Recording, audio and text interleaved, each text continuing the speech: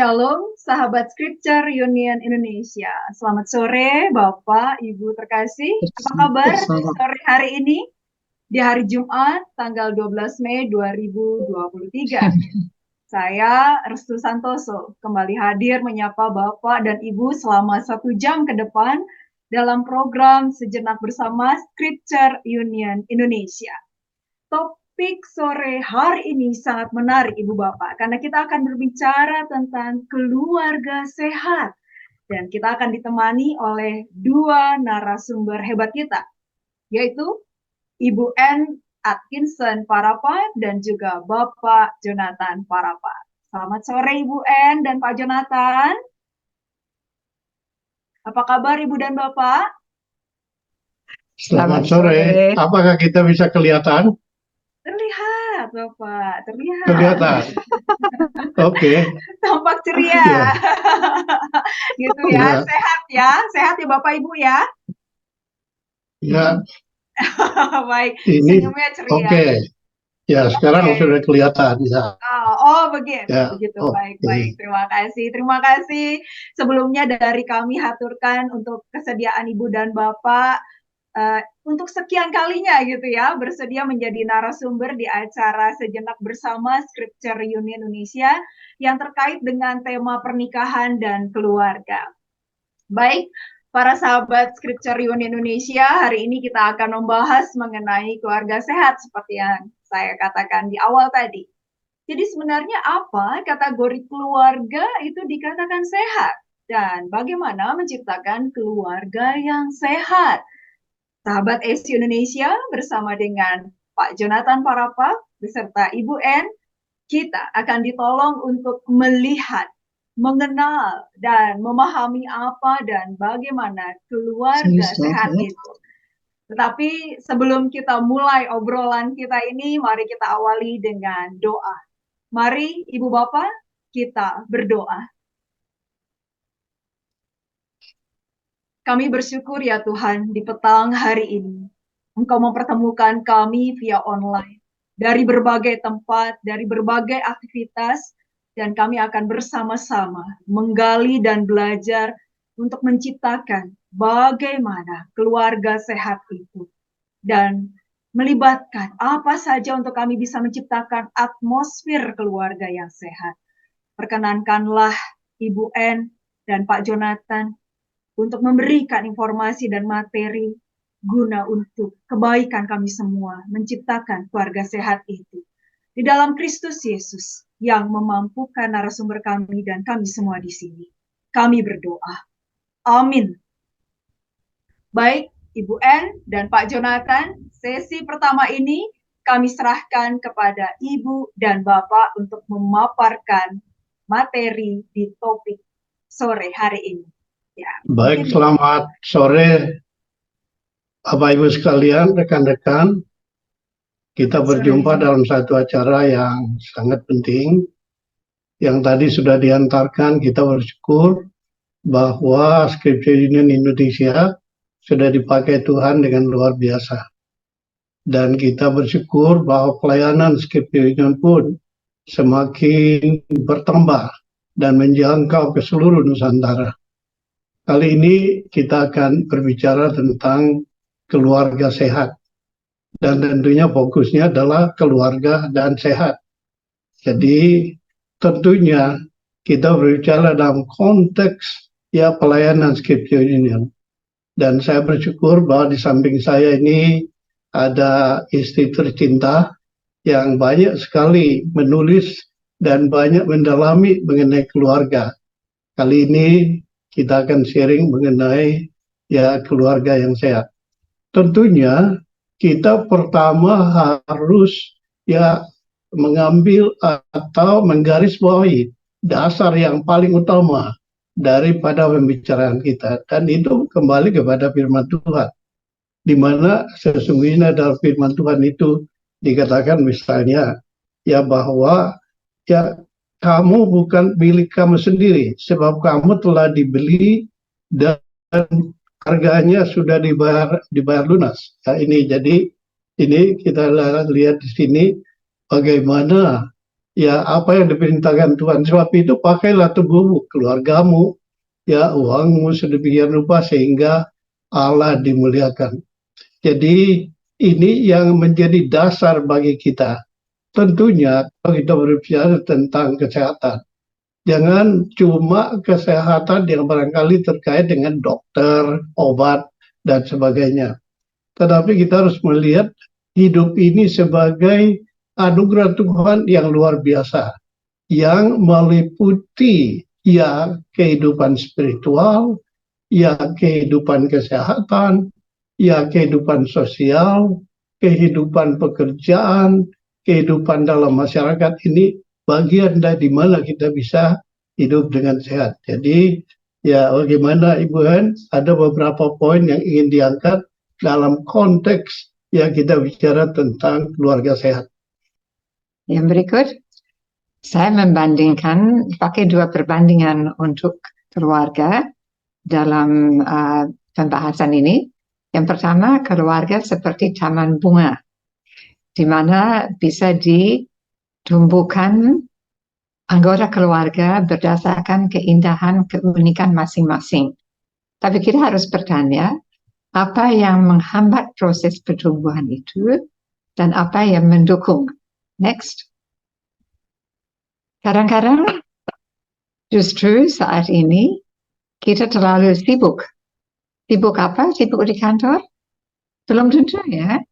Kadang-kadang anak-anak merasa diabaikan karena mama papa lebih banyak senyum kepada HP-nya, ya, lebih banyak kelihatan memberi perhatian kepada HP. Jadi kita harus sadar bahwa kadang-kadang perawatan bunga-bunga indah dalam keluarga kita terhambat karena kita kurang memberi perhatian. Karena taman pun ada tumbuhan liar, perlu diberi pupuk dan sebagainya.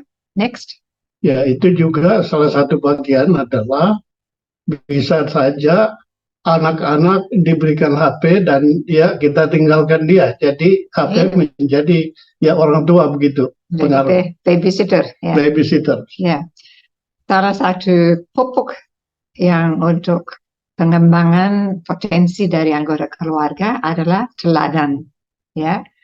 Dan kita menularkan nilai bukan hanya berdasarkan ayo ibarat keluarga, ayo cepat-cepat duduk. Tetapi melalui kata dan perilaku dalam interaksi sepanjang hari. Kita tahu bahwa seluruh hidup kita adalah seharusnya menjadi ibadah. Ya.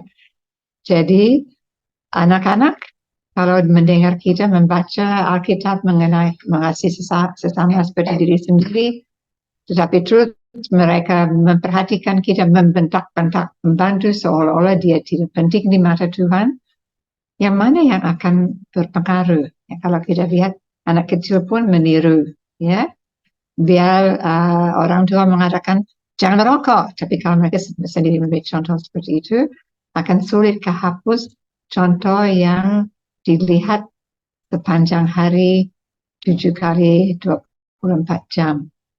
Next. Itu yang negatif ya. Ya, salah satu hal yang penting juga sebagai pupuk terhadap bunga anggota keluarga itu adalah upaya kita untuk menciptakan pahlawan. Saya tahu bahwa yang sebelah kiri adalah pahlawan untuk suami saya. Mungkin bisa cerita sedikit Bapak, sharing mengenai Yusuf. Oh ya. Bagaimana Yusuf menjadi pahlawan. Jadi kita jangan membiarkan kita anak-anak kita hanya mempunyai pahlawan orang sinetron Korea atau penyanyi Korea, tapi kita berusaha menciptakan pahlawan yang bisa mendukung pertumbuhan moral dan rohani mereka. Mungkin Bapak ada contoh, ya? Ya, sungguhnya contohnya itu dari diri saya sendiri. Ya. Saya adalah lahir di desa, tidak pernah pikir akan berbuat apa-apa begitu, tetapi ya dalam konteks ini ya itu hanya karena karunia Tuhan sehingga ya melalui tuntunan Tuhan saya diberi kesempatan untuk melihat dunia yang lebih luas, dan itu semua adalah karunia Tuhan. Jadi saya melihat kehidupan Yusuf itu sangat penting sebagai contoh siapa yang setia kepada Tuhan, Tuhan akan pimpin. Ya, mungkin mengalami ya kesulitan dan persoalan, tetapi kalau Tuhan yang tuntun akan sampai kepada maksud Tuhan untuk menjadi berkat. Ya, dan setahu saya Bapak dalam perjalanan ke luar negeri sudah pernah menghadapi kasus yang agak mirip Yusuf ya, Ya, kasus di mana ada godaan seks ya. ya, saya dulu pekerjaannya antara lain cukup banyak ke luar negeri, ya sehingga baik itu di Singapura maupun di New York itu ditelepon malam-malam dengan godaan seks gitu. Ya, itu terjadi di mana-mana. Dan saya pikir bukan cuma di Singapura atau New York, di sekitar kita di sini banyak sekali godaan mengenai seks. Ya, jadi ini teladan dari Yusuf, orang yang justru istri bos ya, yang mempunyai kuasa dan akhirnya kan dia dijebloskan ke dalam penjara. Tetapi itu menjadi contoh dari orang yang menghadapi godaan tetapi bisa dilawan dengan melari. Kalau kita lihat sebelah kanan, kita tahu bahwa desakan kelompok ya sangat menjadi pengaruh dalam kehidupan anak-anak kita ya, dan kita juga harus mengaku kita sulit berbeda sendiri ya. Kalau kita lihat di sini mungkin kurang jelas, tapi sebagian besar mungkin ribuan orang sudah tunduk menyembah, tapi 3 orang yang berani berbeda meskipun mereka tahu bahwa mereka akan dibakar hidup-hidup sebagai hukuman terhadap. Jadi kalau kita bicara tentang kehidupan yang sehat, salah satu yang penting adalah nilai-nilai hidup, tujuan hidup yang menjadi pedoman kita dalam hidup, sehingga itu yang menuntun kita dalam berbagai cara untuk menghadapi cobaan-cobaan dan pengaruh negatif. Ya, dan tentunya anak-anak kecil kan suka dibacain cerita menjelang tidur. Ya, kita menggunakan juga literatur, kisah online yang inspirasional. Dan kalau ada sesuatu yang terjadi di sekolah atau kita lihat di televisi atau di komputer, jadikanlah itu bahan diskusi, ya, supaya anak-anak belajar melihat relevansi dari kebenaran firman Tuhan terhadap kehidupan sehari-hari. Next. Ya, kita diminta untuk bicara mengenai 3 aspek kesehatan. Yang pertama, kesehatan fisik. Next.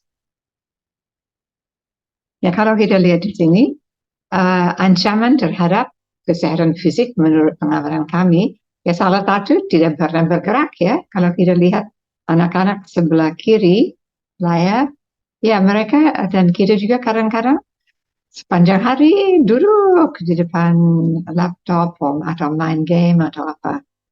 Kayak ini juga saya perhatikan bahwa anak kecil, bayi yang gemuk kelihatan lucu, memang lucu ya. Tetapi kalau anak dibiarkan menjadi gemuk, itu akan menjadi masalah pada kemudian hari, ya, karena terlalu gemuk tidak sehat.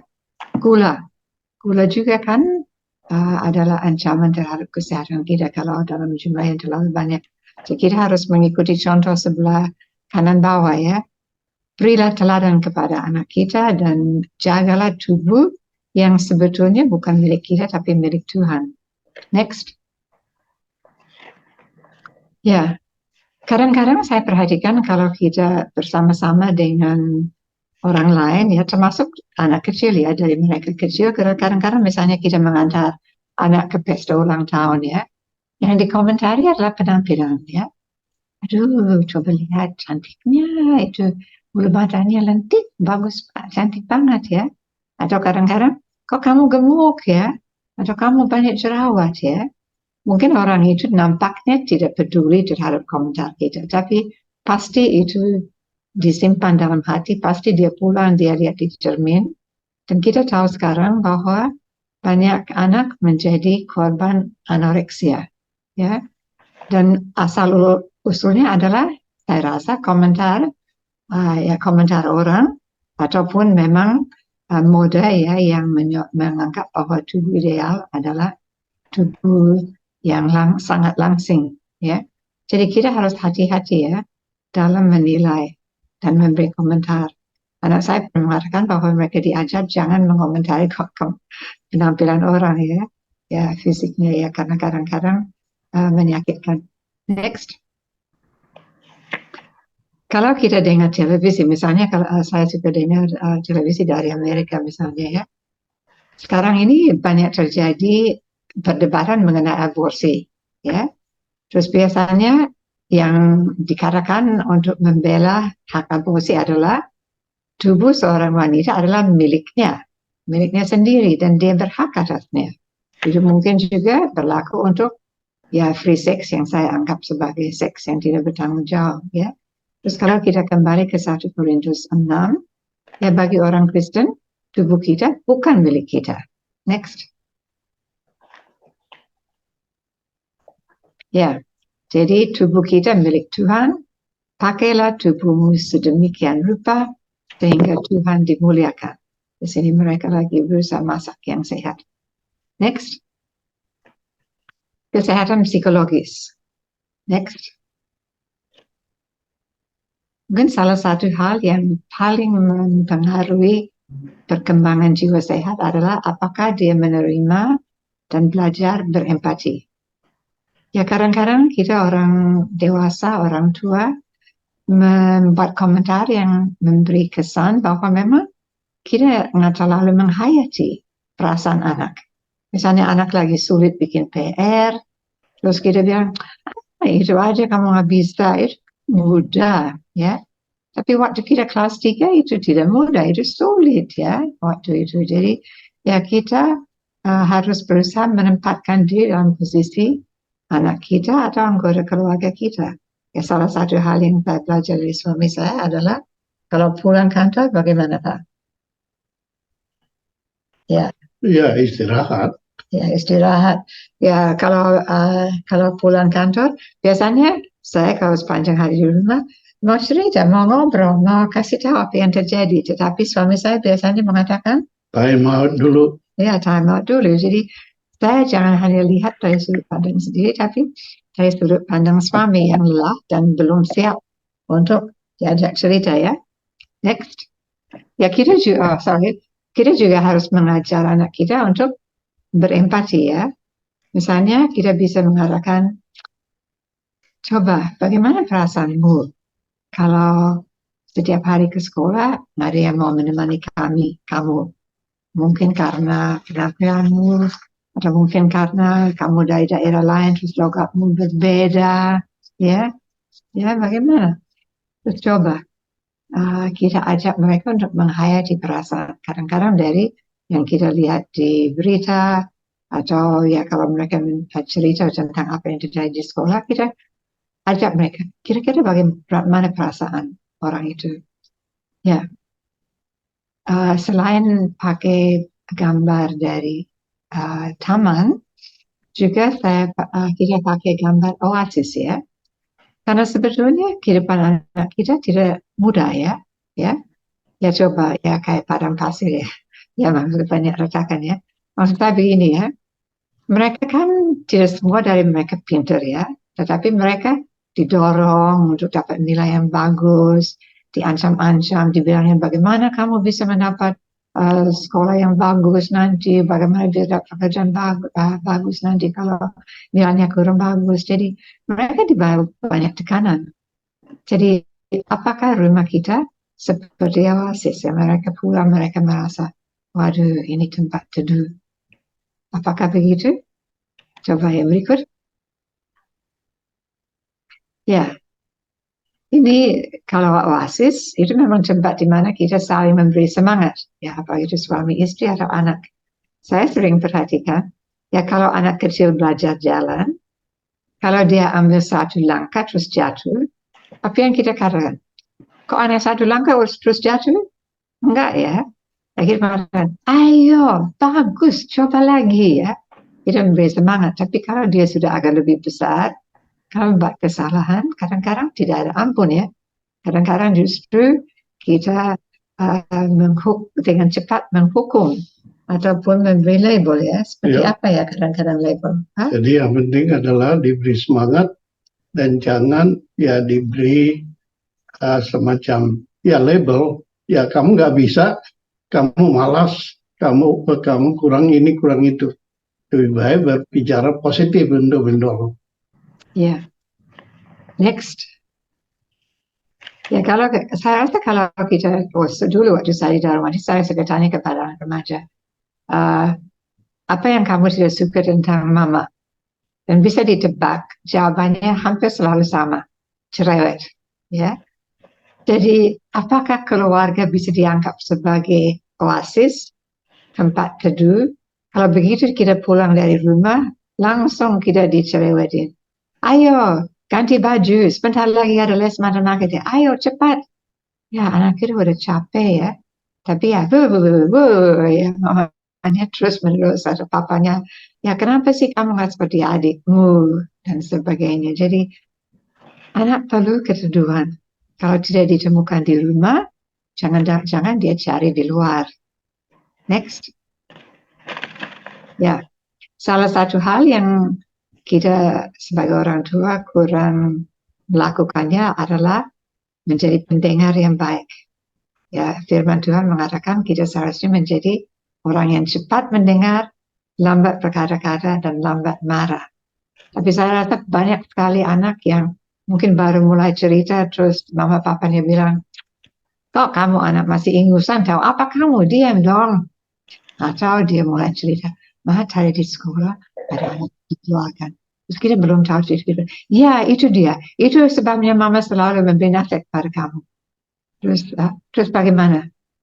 Oh, terus katanya dia lagi coba narkoba ya. Jadi kita kaget-kagetan dan belum tahu cerita, kita sudah memotong. Ya, kita nggak seperti anjing ini dengan kuping besar banget ya. Jadi anak menjadi malas cerita kepada kita karena kita kurang menjadi pendengar yang peka. Bukan hanya dengar diam, tapi berusaha menyelami apa yang tersirat selain apa yang tersurat. Ya, jadi kita harus ingat, kadang-kadang anak dianggap sebagai perpanjangan gengsi orang tua. Saya ingat ada seorang anak kami yang cerita dia antar anaknya les ya. Terus ibu-ibu di sana kayaknya bersaing ya. Oh, anak saya juara renang. Terus ibu berikut pikir apa yang bisa saya banggakan. Oh, anak saya ikut lomba menyanyi dan dia juara 1. Terus ibu ketiga, oh, kalau anak saya dia dipilih sebagai Nona Jakarta. Ya, terus anak saya mendapat kesan, ini anak-anak kayaknya dimanfaatkan ya, dijadikan perpanjangan gengsi dari orang tuanya. Ya, padahal anak kita bukan milik kita, tetapi titipan berharga dari Tuhan. Kalau kita diberi sesuatu oleh seorang raja atau presiden untuk dipelihara sementara, alangkah hati-hatinya kita. Jadi kita harus berusaha membina keluarga sedemikian rupa sehingga Tuhan dimuliakan. Karena kita harus mempertanggungjawabkan keluarga kita di hadapan Tuhan kelak. Next. Yang berikut yang kita diharapkan untuk bahas adalah kesehatan finansial. Kami bukan penasehat ekonomi ya, tetapi ada beberapa ciri-ciri kepribadian yang berpengaruh terhadap ekonomi. Ya, misalnya, ini ada satu eksperimen ya, eksperimen yang disebut marshmallow experiment. Ya, ini seorang profesor namanya Walter Mischel di Stanford University kumpulkan banyak anak, terus mereka di depan mereka masing-masing ada marshmallow ya, dan mereka diberitahu Bapak akan keluar dari ruangan ini, dan kalau Bapak kalau kamu bisa menahan diri dan tidak makan marshmallow itu, kamu bisa dapat 1 lagi kalau Bapak pulang, jadi 2 daripada 1. Jadi anak itu ditinggal di kamar itu, di ruangan itu ya. Ya, kalau kita lihat sebelah kiri satu yang ya nggak tahu apakah dia tahan sehingga dia bawa 2. Pokoknya anak ini diuji di ini semacam longitudinal study ya. Jadi anak ini diikuti dan pada saat mereka masih sudah remaja, ya, mereka dibandingkan. Mereka yang bisa menahan diri kira-kira sepertiga, bisa menahan diri sampai Walter Mischel kembali, ya. Mereka lebih berhasil ya, lebih berhasil dalam pergaulan, lebih berhasil dalam studi dan sebagainya, karena mereka telah belajar delay of gratification ya. Jadi misalnya pulang ke rumah, siapa yang mau bikin PR? Ya? Siapa yang mau disiplin diri? Siapa yang mau disiplin diri untuk sukses di olahraga ya?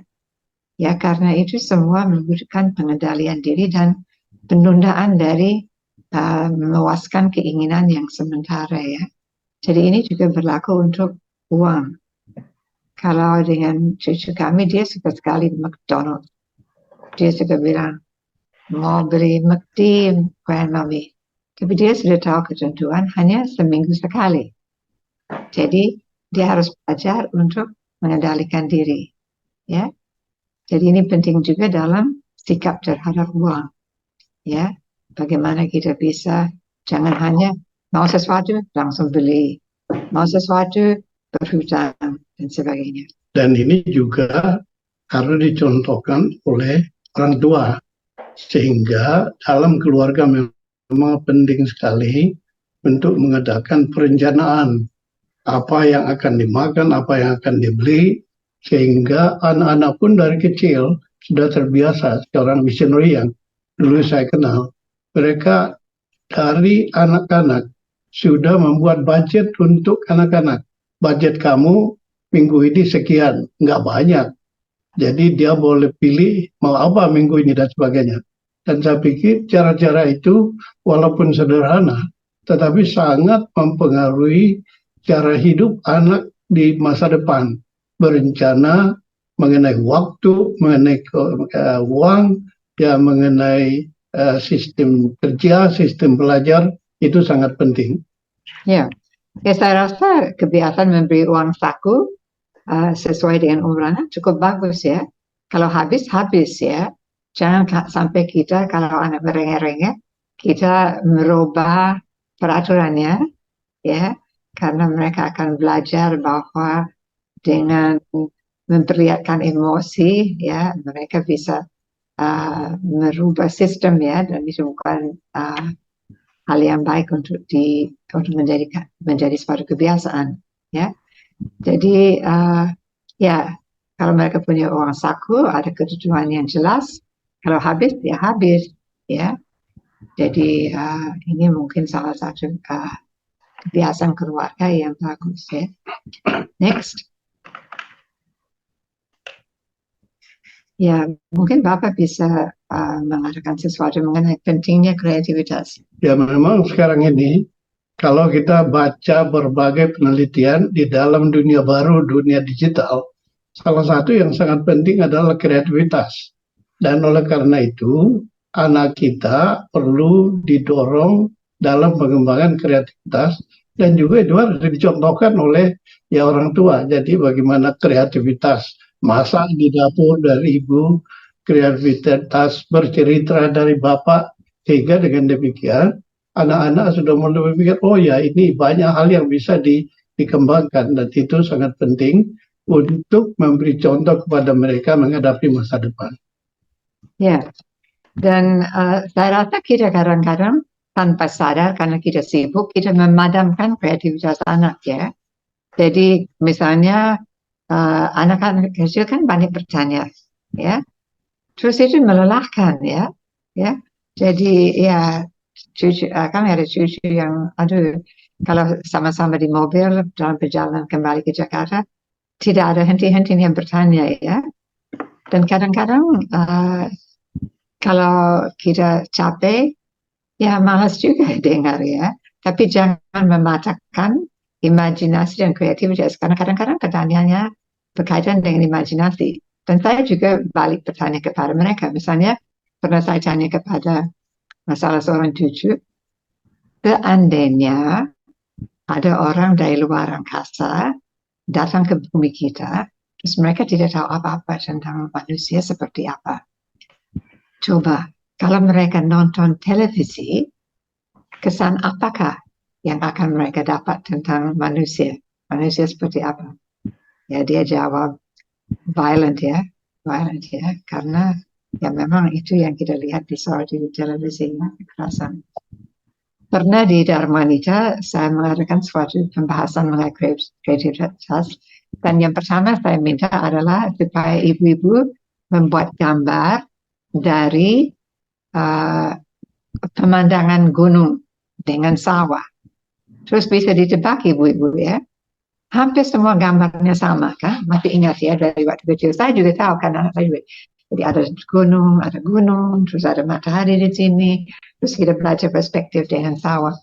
Jadi ya dalam sesuatu seperti menggambar pun, kayaknya kita cenderung mengatakan, ini salah, harus begini ya. Jadi kita tidak membiarkan anak mengembangkan kreativitas, dan seperti Bapak katakan, dunia berubah terus. Jadi kalau anak tidak kreatif, ya mereka akan sulit untuk menyesuaikan diri dengan dunia yang berubah terus. Begitu ya Pak ya. Oke, next. Ya, ya tentunya dalam segala segi hidup kita, salah satu hal yang sangat penting adalah bahwa kita belajar bersyukur. Bersyukur meskipun mungkin ya kalau kita ingat Habakuk ya, meskipun buah anggur tidak berbuah dan sebagainya, dia tetap akan bersukacita dalam Tuhan. Jadi kadang-kadang keadaan keuangan kita tidak akan sesuai harapan. Kita harus cari penyelesaian yang kreatif mungkin. Tapi dalam keadaan apapun, marilah kita melatih diri untuk bersyukur bahwa Tuhan tidak berubah dan Tuhan kita berkasih karunia. Next. Jadi, baik, lanjut dulu. Oke. Next. Jadi ini hanya menegaskan uang kita bukan milik kita, tapi titipan dari Tuhan. Ya. Jadi kalau kita kembali ke ayat acuan dari 1 Korintus 6, pakailah uangmu sedemikian rupa sehingga Allah dimuliakan.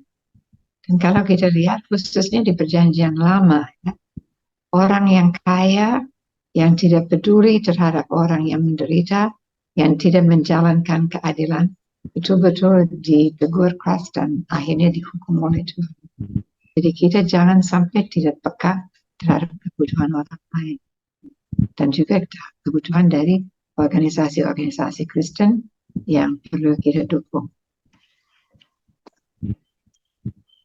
Baik, jadi kita sudah mendengarkan beberapa aspek dalam konteks mungkin bisa dilihat kesehatan keluarga ya. Kalau mau sebelum dirangkum mungkin yang terakhir, satu lagi mungkin yang terakhir. Okay. Ya, jadi ya sebelum Bapak merangkum ya, jadi kembali lagi ke dua gambar yang kami pilih sebagai visualisasi dari dua aspek dalam keluarga ya.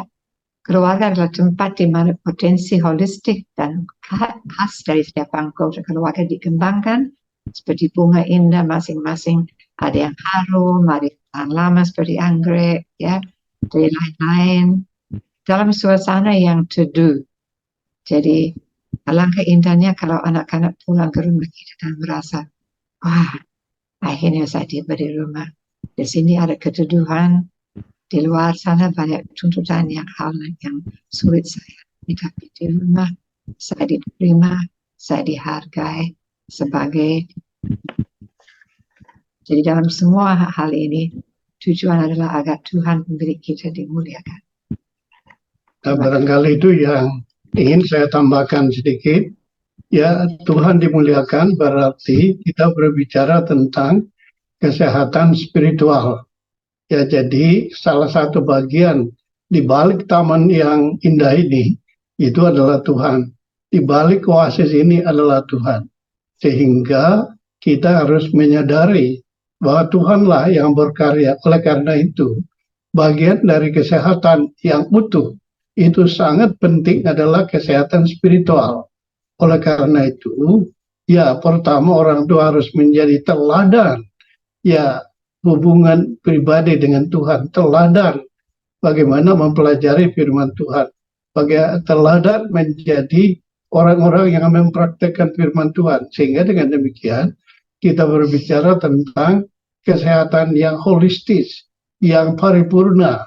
Itu mulai dari ya kesehatan terkait secara spiritual, kesehatan yang tadi sudah digambarkan, ya soal emosional, ya kesehatan yang terkait dengan ya sikap hidup, kesehatan yang terkait dengan keuangan, kesehatan yang terkait dengan bagaimana menghadapi ya persoalan-persoalan, semuanya kan ini harus dicontohkan di dalam keluarga. Peran yang sangat penting adalah orang tua, khususnya pada masa-masa di bawah 5 tahun. Dalam masa-masa yang sangat penting ya bagi ya Bapak Ibu untuk menjadi contoh, menjadi pendorong, menjadi penyemangat ya sehingga anak kita akan mendapatkan ya fondasi dari nilai-nilai yang sangat penting sebagai keluarga Kristen yang memuliakan Tuhan. Jadi ya mari kita semua berkomitmen bahwa keluarga adalah fondasi permulaan di mana anak-anak akan dipersiapkan menghadapi masa depan yang pasti banyak sekali tantangan, akan menghadapi ya apakah pekerjaan, apakah itu pelayanan, pasti banyak persoalan. Tapi kalau mereka sudah dipersiapkan dari mula, mereka menjadi orang yang tangguh, mereka orang yang terpanggil, mereka orang yang diberkati Tuhan, mereka orang-orang yang akan ya terus-menerus memuliakan Tuhan. Dan mungkin kalau saya dengar Bapak bicara ya kita semua akan sangat bahagia kalau keluarga kita menjadi keluarga ideal ya. Tapi kita tahu bahwa ya saya suka istilah dari Gary Collins kalau nggak salah. Lupa ya siapa. Mungkin Larry Crabb ya. Bahwa kita adalah fallen image bearers. Jadi penyandang citra Allah yang telah jatuh. Jadi sebagai dalam kesadaran bahwa kita masing-masing adalah penyandang citra Allah, ya itu berarti kita sangat penting. Tapi karena kita sudah jatuh, kita harus belajar juga mengaku bahwa sebagai orang tua pun mengaku bahwa kita kadang-kadang salah, ya, mohon dia, dan juga belajar memberi pengampunan terhadap anak kita, seperti contoh dari ayah dari anak yang hilang yang sudah membuat keluarga malu, tetapi diterima dengan hangat, dipulihkan. Terima kasih. Baik, jadi terima kasih. Mungkin ada pertanyaan dari teman-teman atau Bapak Ibu? Ya, baik. Terima kasih untuk Pak Parapok dan juga Ibu N yang sudah memberikan pemaparan yang terkait dengan apa dan bagaimana keluarga sehat itu. Sahabat Scripture Indonesia, kita akan masuk dalam sesi diskusi. Bapak atau Ibu dapat mengajukan pertanyaan secara langsung kepada narasumber kita saat ini dengan terlebih dahulu menggunakan fitur raise hand atau dapat menuliskannya pada bagian chat dan kami akan membacakannya kepada narasumber kita. Sambil memberikan waktu kepada para peserta untuk mempersiapkan pertanyaan, saya akan mulai pertanyaan kepada kedua narasumber hebat kita saat ini. Baik, Ibu N dan Pak Jonathan, pertanyaan pertama saya nih Pak. Jadi kalau dilihat tadi dari pemaparan Bapak dan Ibu, kriteria keluarga sehat itu kan mencakup beberapa poin gitu ya. Kalau saya lihat itu ada 3 plus 1, jadi ada 4. Jadi ada terkait dengan kesehatan fisik, ada kesehatan psikologis, kemudian kesehatan finansial, dan juga spiritual. Tapi ini tidak bisa dipungkiri ya Ibu Bapak, bahwa di luar sana pun ada keluarga yang orang tuanya bercerai gitu ya. Nah, ini bagaimana tetap menciptakan atmosfer keluarga yang sehat, walaupun orang tuanya bercerai, tapi bagaimana tetap menerapkan keluarga sehat ini kepada anak-anak dari korban perceraian. Itu pertanyaan pertama saya dulu, Pak Jonathan dan Ibu N. Mungkin bisa langsung dijawab dulu, Bapak atau Ibu? Saya kira Ibu N yang jawab itu dari aspek silakan. Baik. Studi psikologis, silakan. Oke. Wah, ini rekan Idil yang hari ini ya. Ini bagaimana kita bisa kembali ke galeri ya, supaya kita bisa lihat peserta ya. Karena yang saya lihat masih slide ya. Oh, izin, ini di bagian kami sudah galeri, sudah berserta dengan uh, kurang lebih 29 peserta di dalamnya. Ya, Ya, ya oh, jelas baik. itu perceraian adalah sesuatu yang tidak pernah diharapkan ya. Ya. Dan sebelumnya kan pasti akan ada pengalaman pahit yang telah dialami oleh anak ya, karena perceraian biasanya adalah akhir dari berbagai pengalaman yang pahit ya. Saya pikir ya selalu disarankan agar orang tua yang sudah bercerai tetap saling menerima sebagai sahabat ya. Meskipun itu pasti ada tantangannya dan tergantung dari umur anak ya. Jelas ini akan merampas rasa aman dari seorang anak kalau orang yang paling diandalkan tidak bisa damai satu dengan yang lain ya. Tetapi saya pikir selain ibu atau bapak siapa yang menjaga anak, selain mereka mau tak mau harus memberi perhatian khusus, perhatian lebih kepada anak. Tetapi juga alangkah baiknya kalau keluarga besar ikut mendukung, ya, karena setiap anak perlu role model, ya. Kalau dalam keluarga di mana telah terjadi perceraian kan tinggal satu ya, kecuali terjadi pernikahan lagi ya, tinggal satu. Jadi ya keluarga besar ya ataupun ya misalnya pembimbing remaja di gereja bisa menolong untuk menutupi bolong lubang ya yang kehilangan ya yang telah terjadi ya. Tetapi memang sangat diharapkan bahwa orang tua meskipun mereka sudah kecewa satu dengan yang lain akan berusaha tetap bersikap damai pada saat mereka berada bersama, kalau saling berkunjung atau seperti itu. Ya, itu pasti jawaban yang agak dangkal terhadap suatu persoalan yang rumit. Mungkin Bapak mau tambah ya? Ya, saya kira pertama kita harus tegaskan firman Tuhan tidak mengizinkan perceraian. Apa yang sudah dipersatukan oleh Tuhan, janganlah diceraikan. Tapi realitas terjadi. Jadi kalau terjadi berarti di sini ada peristiwa-peristiwa yang tidak berkenan kepada Tuhan. Itu dosa. Ya, sehingga harus terjadi pengampunan. Nah, dalam ya pengampunan atau mohon diampuni itu harus melibatkan anak-anak kalau bisa supaya mereka juga memahami bahwa sudah terjadi ya pengampunan untuk mereka bisa menuju ke depan sehingga mereka akan terus ya tetap hormat karena Alkitab bicara tentang menghormati ayah dan ibu. Ya begitu saya kira harus ya terus didorong. Dan ya kalau toh bercerai ini kalau bisa memang mereka ini mendapat nasihat-nasihat dari konselor supaya jangan bermusuhan. Karena kalau sudah bermusuhan terus, maka yang jadi korban luar biasa adalah anak-anak itu.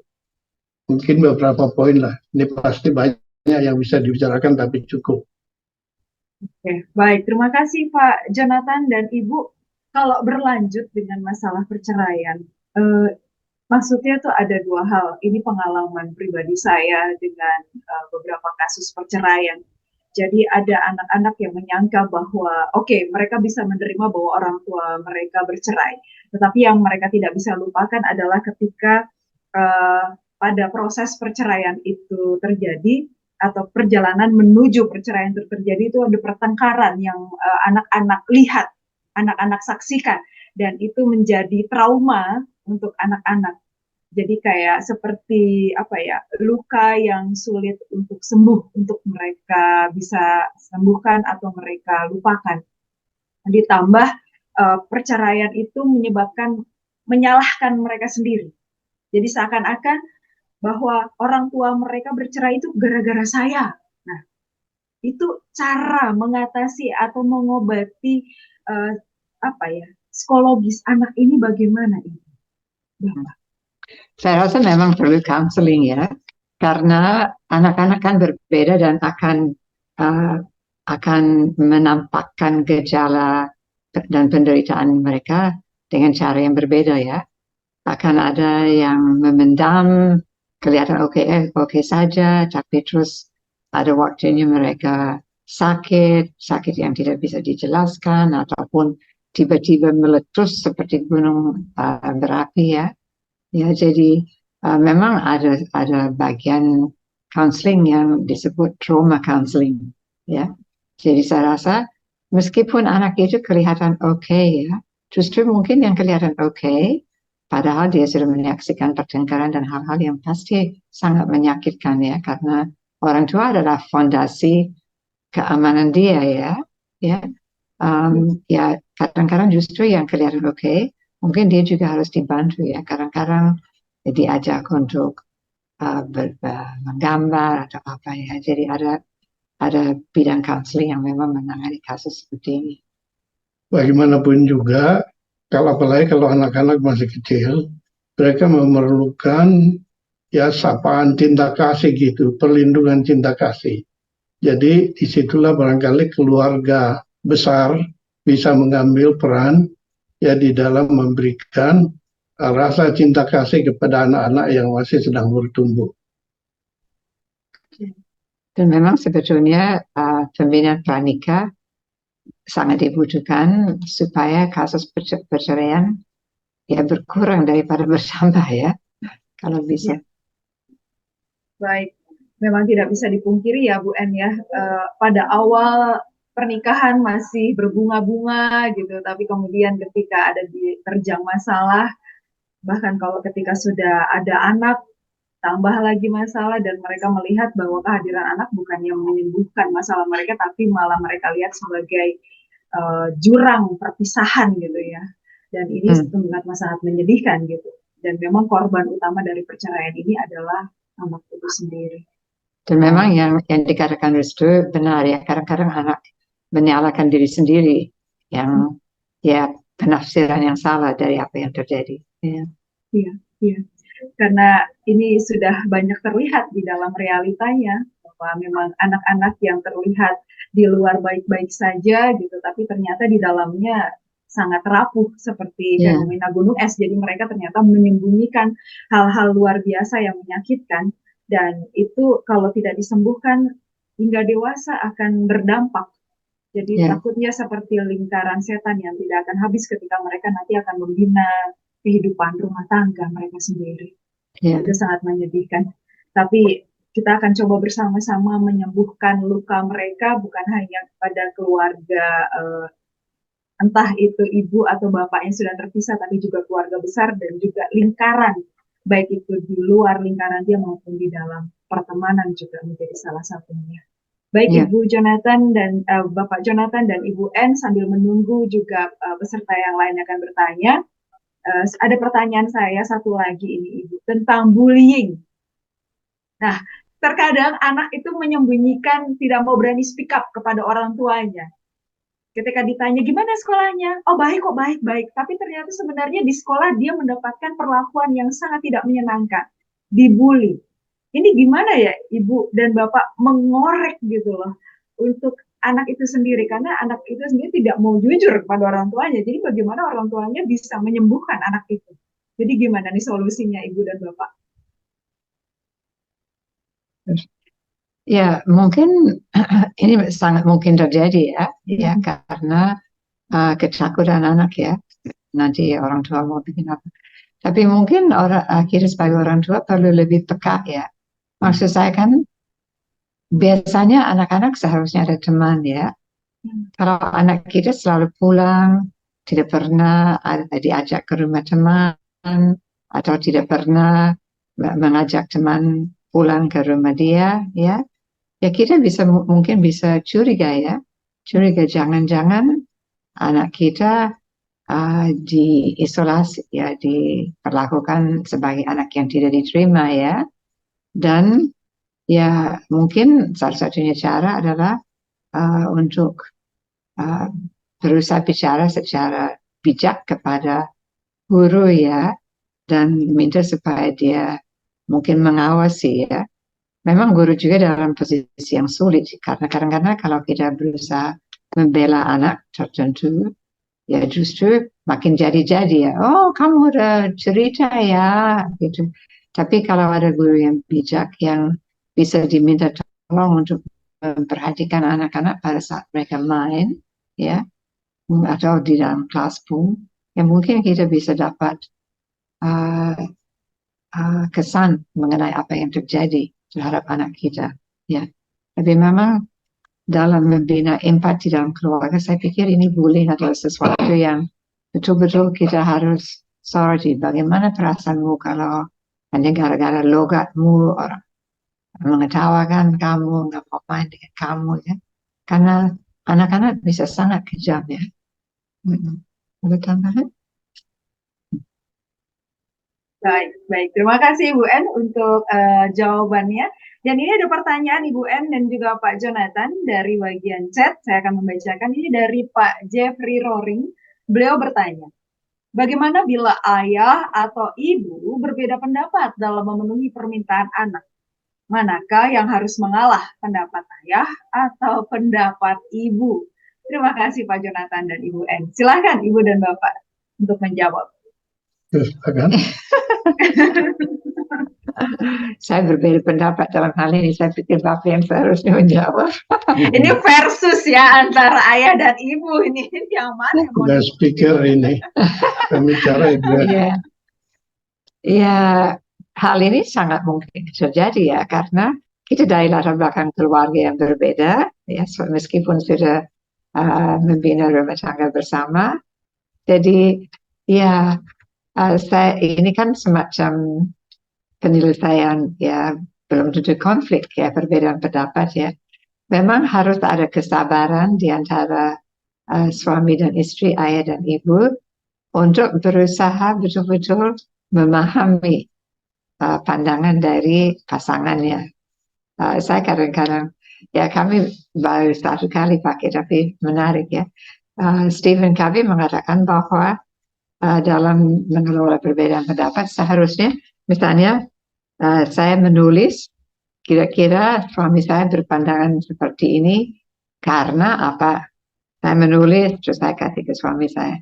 Dia juga menulis, istri saya berpandangan seperti ini karena apa gitu ya. Terus kita tukar. Terus kalau suami saya salah tebak, oh bukan itu yang saya maksud, saya kembalikan dan sebaliknya. Sampai akhirnya saya bisa menulis apa pandangan suami dan mengapa dia berpandangan seperti itu.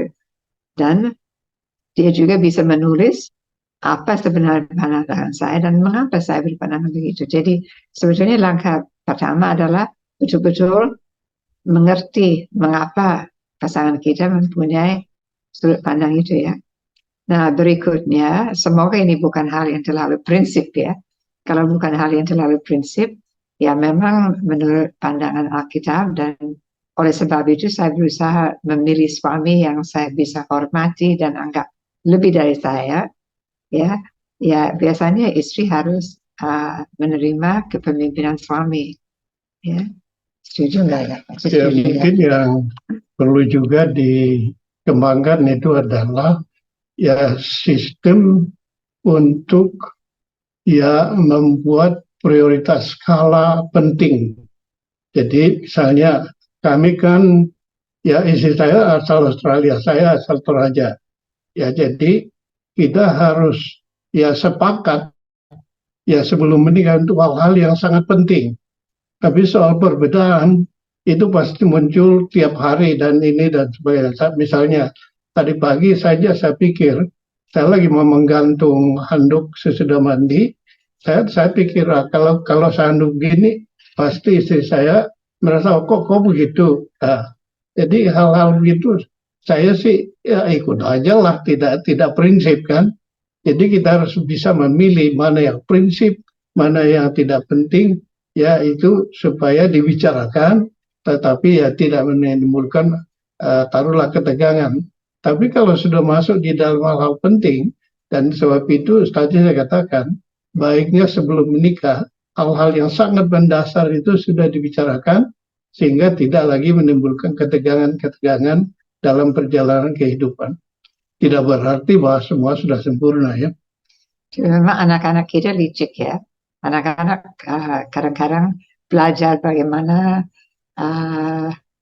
membuat orang tuanya memihak ke dia ya.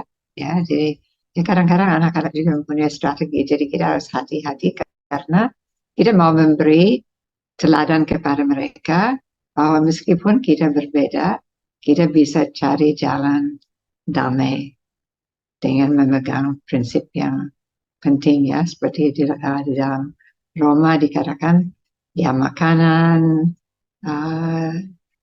tidak penting dibandingkan dengan damai dan sejahtera dan kasih di antara kita. Baik, kiranya bisa membantu menjawab ya Pak Jeffrey untuk pertanyaan ini pro ayah atau pro ibu nih. Karena terkadang liciknya anak kan bisa mengatakan aku anak ibu gitu ya, aku anak ayah gitu. Nah, ini bahaya sekali. Atau anak-anak bisa bilang ayah boleh, kenapa ibu nggak boleh gitu, atau kebalikannya. Terima kasih sehingga bisa menjawab kegelisahan. Menjawab, terima kasih. Atau ada pertanyaan lain Kak Jeffrey yang masih terkait dengan perbedaan itu? Enggak Mbak Restu. Udah terjawab. Makasih. Siap. Terima kasih Kak Jeffrey. Ini terkait dengan pertanyaan Kak Jeffrey, Ibu Ann dan Pak Jonathan. Istilah anak ibu, anak ayah, aku lebih sayang ibu atau lebih sayang ayah. Itu kenapa ya Ibu Bapak ya bisa akhirnya terjadi pandangan seperti itu di dalam dunia anak. Ini menyebabkan apa dan bagaimana untuk solusinya supaya tidak seperti itu lagi? Kami tidak mengalami di dalam keluarga kami ya, anak ibu, anak ayah ya. Kadang-kadang berasal dari orang tua sendiri kan, ya. Jadi ya misalnya mungkin ayahnya insinyur ya, terus salah satu dari anaknya pintar matematika ya, yang satu lagi lebih ke seni ya, terus ya papa ini bilang ini anakku, ini anak papa ya, karena anak itu memang pintar di bidang yang diminati oleh papanya ya. Tapi ini sebetulnya kalau mulainya dari orang tua, saya rasa itu jelas kurang bijak ya, karena anak itu harus sadar bahwa dia dicintai, diterima, penting bagi baik mama, baik papanya ya. Dan anak yang, ya katakan kalau anak ini dianggap anak papa, ya bagaimana perasaan anak yang bukan anak papa, padahal dia anak papa ya. Jadi saya rasa pengembangan istilah-istilah atau sikap seperti itu di mana ada satu anak yang lebih diperkenankan atau lebih akrab kepada salah seorang dari orang tua itu kurang bijak. Meskipun secara alamiah mungkin ada yang ya lebih cocok ya. Ya di dunia ini kan ada orang yang langsung cocok dengan kita, ada yang tidak ya. Kita harus sadar akan itu. Karena ini semoga tidak terjadi di keluarga kita, Ibu Bapak yang hadir saat ini, sahabat Scripture Indonesia. Karena terkadang ketika ada anak yang berbuat kesalahan gitu, atau yang di luar melanggar peraturan dan membuat malu, akhirnya orang tua yang bilang, tuh itu anakmu. Perkataan itu yang sangat menyakitkan. Tapi ketika anak itu berbuat baik, itu anak saya. itu Bu Ed bagaimana ya, itu sangat menyakitkan karena saya pernah mengalami hal demikian gitu, ketika saya berbuat salah, tuh anakmu, lihat itu anakmu. Tapi ketika saya melakukan hal yang membuat keluarga bangga, nah gitu dong, itu baru anak ibu. Itu yang saya ingat gitu. Bagaimana Bu En ini? Ya, itu namanya mungkin orang tua ya nggak tahu bergurau ya, Semoga bergurau ya. Semoga bergurau ya, karena sebetulnya ya nggak fair gitu ya bicara seperti itu ya. Tapi ya saya sering dengar ya, biasanya ibu-ibu yang mengeluh ya bahwa suaminya seperti itu ya, mereka kalau anak itu nakal coba itu anakmu ya, tapi kalau berprestasi, wah anakku ya. Jadi ya memang yang Restu ceritakan itu sayangnya terjadi di beberapa keluarga ya. Ya meskipun joke pun ya sayang juga sih karena terlalu fair ya. Itu kalau tragedi di anak tunggal, tapi yang lebih sedih kalau tragedi di anak yang lebih dari 2 atau 3. Kasihan anak tengah. Terkadang anak sulung mendapatkan perhatian lebih apa-apa baru karena memang diberikan karena dia yang pertama. Anak bungsu lebih dimanja, tapi anak tengah. Ini situasi anak tengah ini anak yang paling menderita. Tapi juga menyenangkan punya kakak tapi punya adik. Ini psikologi anak tengah, Bu. Kita bicara soal anak tengah Ibu Bapak karena saya punya kakak yang anak tengah, dia merasa bahwa kakak disayang oleh ibu gitu, yang adik disayang ibu bapak. Nah saya siapa nih gitu. Ini dia sangat merasa bahwa ditinggalkan. Ini bagaimana ya Bu Bapak ya, kalau kita punya adakah solusi yang akhirnya meringankan psikologi dari anak itu sendiri yang akhirnya dipandang kok saya nggak disayang ya sama ayah dan ibu walaupun saya sudah melakukan apa yang terbaik dan apa yang diminta oleh ayah ibu saya. Ini solusinya bagaimana Ibu? Ya solusinya adalah berusaha menghindari sikap itu ya. Ya, tetapi kadang-kadang orang tua sendiri tidak sadar ya. Jadi itu manfaat dari diskusi seperti ini ya, supaya kita bagi orang tua menjadi melek ya, sadar bahwa mungkin hal itu yang kita lakukan karena memang cenderungan itu ada ya. Anak pertama pasti banyak diberi perhatian. Anak kedua ya lihat album foto pun lebih sedikit ya. Ya anak bungsu, ya anak kami pun mengatakan, aduh kalau sudah sampai ke anak bungsu, apa saja dia boleh lakukan ya. Karena mungkin ya dua sudah lewat dengan oke, jadi ya kita lebih longgar terhadap yang bungsu ya. Karena kami juga kebetulan punya 3 anak ya. Jadi ini sesuatu yang ya harus kita upayakan untuk hindari dan memang sebetulnya salah satu hal yang sangat menyakitkan adalah membandingkan anak. Kita berpikir itu akan mengacu prestasi, ya. Kenapa sih kamu nggak bisa pintar seperti kakakmu, ya, atau rapi seperti kakakmu? Mungkin rapi akan, tapi biasanya justru mematahkan semangat dan menimbulkan rasa cemburu, iri hati, ya. Ya.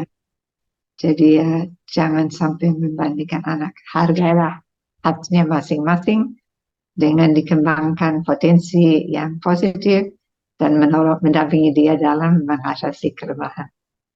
Baik sekali. Menghargai anak dengan kelebihan dan juga kekurangan mereka. Karena itulah anak-anak kita dengan keunikan mereka masing-masing. Begitu ya Bu En ya. Terima kasih. Baik, memang dasar dari ini semua cinta kasih. Dan saya teringat tadi cerita Bu En mengenai perumpamaan anak yang hilang itu. Bagaimana seorang bapak menerima dengan tangan terbuka anaknya yang begitu tanda kutip nakal, si bungsu, gitu kan. Tapi juga bagaimana menerima keluhan dari si sulung yang seakan-akan dia tidak diberikan apapun gitu dibandingkan si bungsu. Tapi inilah fenomena keunikan dari keluarga kita masing-masing ibu bapak sahabat Scripture Indonesia saat ini. Jadi waktu sudah menunjukkan pukul 19:09, sudah lewat dari 1 jam yang sudah kita kesepakati. Tapi tidak terasa memang kalau ketika kita berbicara tentang keluarga, berbicara tentang apapun yang kita lihat ini sangat dekat dengan kehidupan kita masing-masing. Entah kita mungkin mengingat kembali masa lalu, apa yang terjadi dengan kehidupan keluarga kita pada saat kita kecil, atau mungkin perlakuan dari ibu dan ayah kita selama ini. Baik, Ibu Bapak, jikalau kita berbicara tentang perjumpaan, maka kita berbicara tentang perpisahan. Karena memang tidak terasa 1 jam Ibu Bapak kita akan segera berpisah. Namun sebelum kita undur diri, Ibu Bapak ada beberapa hal yang ingin kami sampaikan. Baik, yang pertama adalah tentu saja kami menghaturkan banyak terima kasih kepada narasumber hebat kita, yaitu Bapak Dr. Jonathan Parapak sebagai narasumber kita pada hari ini di acara Sejenak Bersama Scripture Indonesia beserta dengan Ibu N. Vincent Parapak. tentang tema keluarga sehat. Ini sangat menguatkan kami semua untuk bisa menciptakan keluarga sehat di dalam pergumulan dan perjuangan yang semakin pelik ya di kehidupan saat ini. Dengan menghadirkan keluarga sehat baik itu secara finansial, psikologis, spiritualnya, dan juga kita berbicara soal fisik kalau berbicara soal kesehatan yang paling dekat. Terima kasih sekali lagi Ibu En dan juga Pak Jonathan. Sehat selalu untuk Ibu dan Terima Bapak. kasih. Baik, jangan lelah-lelah ya Bapak dan Ibu kalau kami undang selalu. Karena kalau kita berbicara tentang pernikahan dan keluarga, pasti kami teringat dengan Ibu dan Bapak itu menjadi narasumber. Terima kasih karena pengalaman Ibu dan Bapak itu sangat banyak sekali dan kami membutuhkan pengalaman itu untuk kehidupan keluarga kami. Terima kasih. Tuhan berkati. Terima kasih banyak Ibu Bapak. Baik, Ibu Bapak yang terkasih, sahabat Scripture Indonesia, kami juga menghadirkan paket keluarga sehat. Ini adalah buku hidup bahagia selama-lamanya. Ini ada juga penulisnya hadir di tengah-tengah kita, Ibu En. Dengan buku beliau ini Ibu Bapak bisa membelinya dan membacanya. Tidak rugi ketika Ibu Bapak membelinya dan membacanya karena buku ini bercerita banyak sekali perjalanan mulai dari pacaran gitu ya, lika-likunya bagaimana, kemudian mempersiapkan pernikahan hingga kemudian menikah dan bagaimana hubungan antara menantu dan mertua dan sebagainya. Jadi ini sebuah buku yang komplit sekali untuk kita bisa mempersiapkan diri ketika hidup berpacaran, nikah, akhirnya punya anak, dan hubungan kita dengan keluarga besar. Jadi buku ini untuk memperteguh ikatan cinta kasih kita di dalam pasangan dan keluarga yang sudah menikah. Mari segera beli karena ada diskon 20% untuk Ibu dan Bapak bagi saat ini yang akan memesan. Silakan memesannya, Ibu Bapak bisa melihatnya pada slide kami yang sudah tampak. Silakan meneleponnya dan mentransfer di BCA atas nama Yayasan Pancar Pijar Alkitab. Segera dapatkan Ibu Bapak. Kemudian kami hadir untuk 2 minggu depan di kegiatan talk show untuk remaja dengan tema Toxic Relationship. Wow, ini sebuah tema yang sangat situasional. Karena kalau kita bicara tentang toxic relationship berarti kan ini sebuah pengalaman, fenomena, atau suasana yang tidak menyenangkan.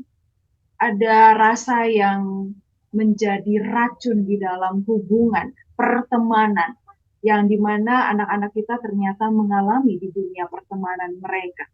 Dengan omongan kasar, dengan nada yang tidak tepat dan tidak baik, ketika mereka direndahkan, ketika ada tekanan yang diberikan oleh teman-teman mereka, dan akhirnya itu menimbulkan rasa penyesalan, rasa marah, kecewa, dan sebagainya. Ini sangat yang terjadi di dunia remaja kita. Bagaimana cara mengatasinya? Supaya hal ini tidak berlarut-larut, atau bahkan tidak dianggap sepele, dianggap bahwa kau masih kecil, kau masih remaja, bisalah kau bisa menanganinya. Tapi Ibu Bapak, justru kita harus mendapatkan ilmu untuk kita bisa menyembuhkan anak-anak remaja kita supaya mereka yang walaupun hidup di dalam toxic relationship ini bisa terbebas. Seperti itu. Mari Ibu Bapak kita ajak anak-anak remaja kita atau Bapak Ibu sebagai pemerhati dunia remaja untuk ikut di dalam talk show remaja ini pada hari Jumat tanggal 26 Mei 2023 pada pukul 18 hingga 19.30. Tentu saja dengan narasumber kami yang sangat hebat yaitu Bapak Riko Sijalia. Beliau adalah staf siswa Perkantas Jakarta. Beliau sangat mengenal dunia remaja dan tentu saja beliau sangat mencintai anak remaja untuk tumbuh lebih baik lagi di kehidupan hubungan mereka baik dalam keluarga maupun pertemanan. Baik Ibu Bapak, inilah pesan kami, informasi kamu untuk kita semua dan sekali lagi kami haturkan banyak terima kasih untuk narasumber hebat kita, Pak Jonathan dan Ibu En. Sebelum kita terima kasih, Tuhan ini, berkati, sampai jumpa. Siap, tapi Bapak Ibu sebelum ditutup, mohon kesediaan Ibu atau Bapak untuk memberikan kesimpulan dan mungkin kesediaan Pak Jonathan menutupnya di dalam doa. Begitu Bapak? Oke. Siap, silakan dengan kesimpulannya terlebih dahulu. Kesimpulan baru. Ya, baik, dari percakapan ini saya kira kita lihat bahwa ya perhatian terhadap keluarga sangat penting untuk kita ya berbicara tentang kehidupan spiritual yang sehat, ya kehidupan hubungan dalam keluarga yang sehat, ya soal pembinaan anak-anak yang sehat. Semua itu kita harus dasarkan pada firman Tuhan, tapi kita juga harus menyadari perkembangan masyarakat dan lingkungan saat ini, perkembangan teknologi, sehingga dengan demikian kita lebih dimampukan oleh Tuhan untuk mempersiapkan generasi masa depan anak-anak kita menjadi orang-orang yang dipakai oleh Tuhan menjadi berkat. Mari kita berdoa. Tuhan, kami bersyukur untuk kesempatan pada malam hari ini. Kiranya percakapan kami adalah percakapan yang berkenan dan memuliakan nama-Mu. Kami berdoa Tuhan untuk mereka-mereka yang menghadapi masalah-masalah keluarga, khususnya dalam perkembangan anak.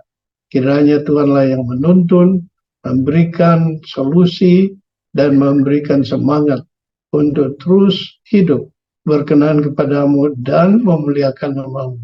Kami bersyukur untuk pelayanan Scripture Union Indonesia. Kiranya Tuhan berkati agar menjadi ya saluran berkat bagi banyak. Kami berdoa untuk saudara-saudara yang ikut pada malam hari ini. Berkati mereka dan kiranya di dalam ya pergumulan kehidupan, tantangan kehidupan menyangkut keluarga, Tuhan berkati mereka dan berikan solusi yang dari Tuhan. Kiranya semua keluarga yang diwakili adalah keluarga yang ingin memuliakan Tuhan dan akan diberkati oleh Tuhan di dalam kehidupan mereka. Kami bersyukur dan berterima kasih ya Tuhan untuk berkat-Mu bagi pelayanan Scripture Union. Mohon Tuhan untuk terus berkati agar menjadi saluran berkat dari Tuhan, menjamah begitu banyak orang di seluruh Indonesia untuk kemuliaan Tuhan. Ini doa kami, dalam nama Yesus kami berdoa. Amin.